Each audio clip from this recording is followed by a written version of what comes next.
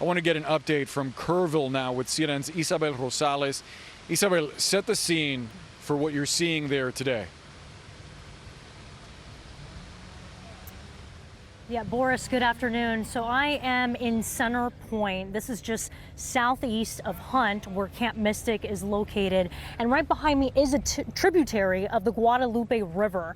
There are hundreds of volunteers from Boerne, from Ingram, from Center Point, from all over Central Texas who have come out here donating their time. They have shovels with them, they have walking sticks, and they're going into this scene of devastation, essentially following the water here. If we pan over here to my left, you can see the areas that they're searching for and why it is so grueling and slow. They have gloves on. You're talking about teams of like 5 people lifting up these heavy limbs to search every nook and cranny that they can to make sure that they're not missing anyone. I heard from several of the volunteers that in this area alone, just yesterday, several victims were unfortunately found. They're not just looking for these victims, they're looking for things like this, Boris. You see that over here, a personal item, a jacket. Whenever they find something like that, a piece of clothing, they set it to the side, they note it, and they told me that they're waiting for essentially cadaver dogs to take the next steps. I can hear the sound of chainsaws in the air as they're both working to clear all of this mess up so they can search even better and continue their search for these victims. There's all sorts of challenges here, from, you can see this right over here, down barbed wire. You see this? All over the ground, it's been everywhere. To fire ants, nature here, to the slippery mud all over the place. These are the challenging conditions that they're having to go through. Here are some more volunteers. And this is an all-day affair from sunrise to sunset. I've also seen people on kayaks in the water and up above as well with drones, folks on the ground with dogs. It is just incredible, the amount of manpower out here. People on horseback even, one of which is a father, broke down in tears, telling me how he knew he had to come out here once he heard about those kids at Camp Mystic. Listen to what else a different volunteer had to say about the massive search and rescue efforts happening right now. Everyone's just trying to do their part. You know, there's it's a horrible sense of search, right? Because you're searching for something you hope you don't find, but at the same time, you know, if you've got family members that are missing, you hope there are people out there looking for them. You know, and if you bring them that closure, then that's something that counts for something. And I think it's also important to relate just how expansive this search site is. You can see all these volunteers, they're out for miles, over 60 miles covering the Guadalupe River. And if you can see over here this way, if we pan this way, you can see these massive downed trees. It kind of gives you a sense of just how powerful these currents really were. And if you keep going in that direction, you're gonna see a bridge. You see that? They were working to clear that out so rescuers could even get into this area, but you see those ginormous tree limbs just like leaning over the bridge. That goes to show you just how high the water went, how powerful the currents were, and how easily, if you look down this way, how easily it is to miss a person that was taken even for miles by the currents and could be, their body unfortunately, stuck in small little holes like this. This is why this process is so grueling, and they're telling me so slow, but they understand how important it is to get these families answers and to give them closure as well. Boris.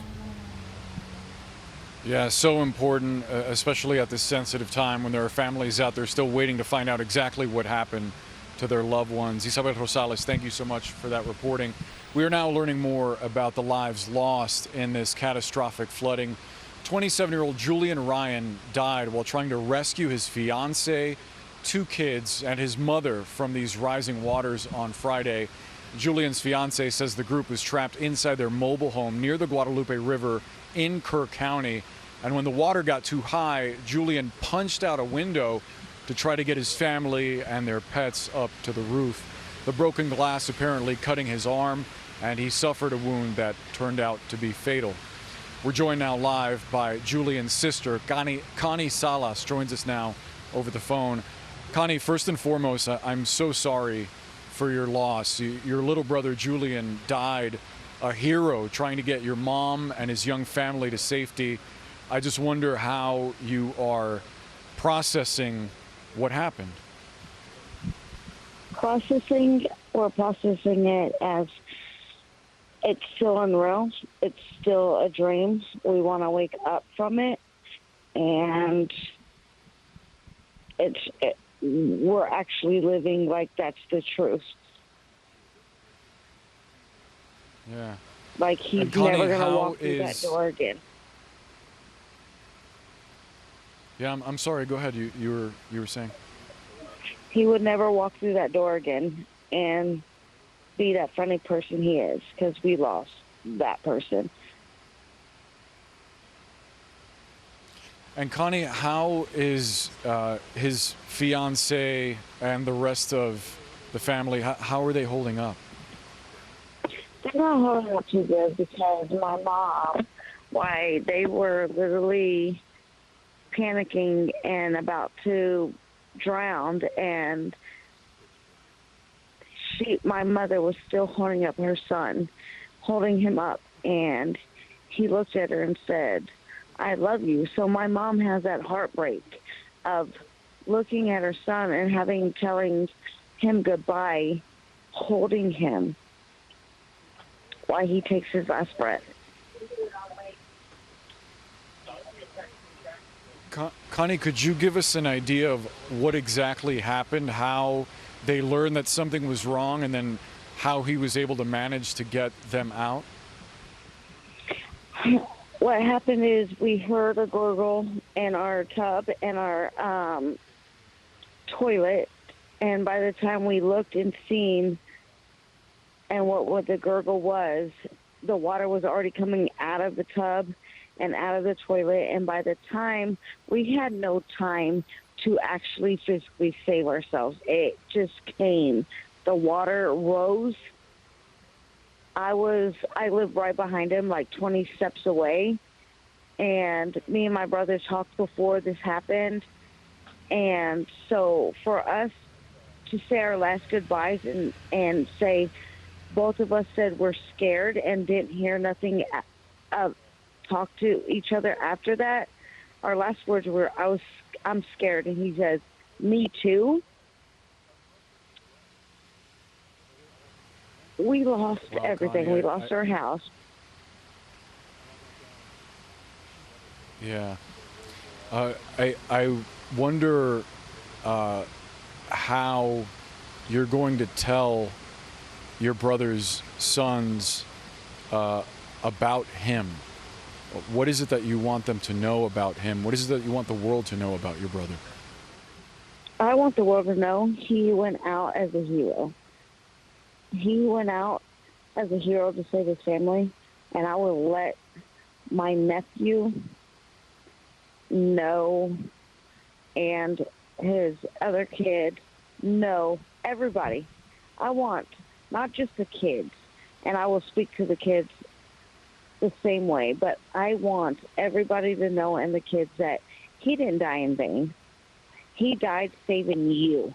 He took his life not worried about his life, and he sat there and did something that no one else was doing, not 911, not the rescue, not nobody. He took it in his own hands to save y'all, and y'all need to make a life of yourself, because your dad saved y'all. So y'all do what y'all got to do, but reach for the stars the way that your dad wanted you to. Reach for the stars.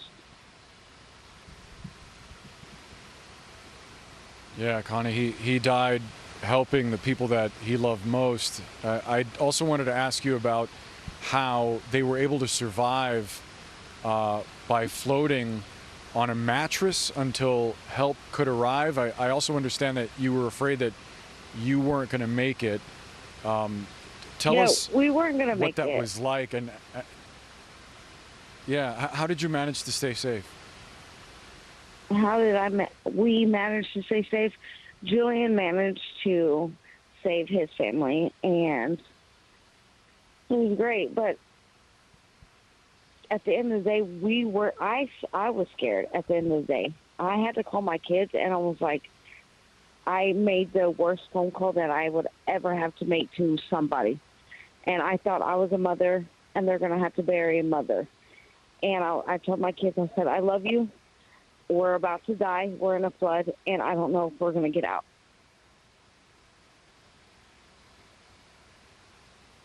Wow.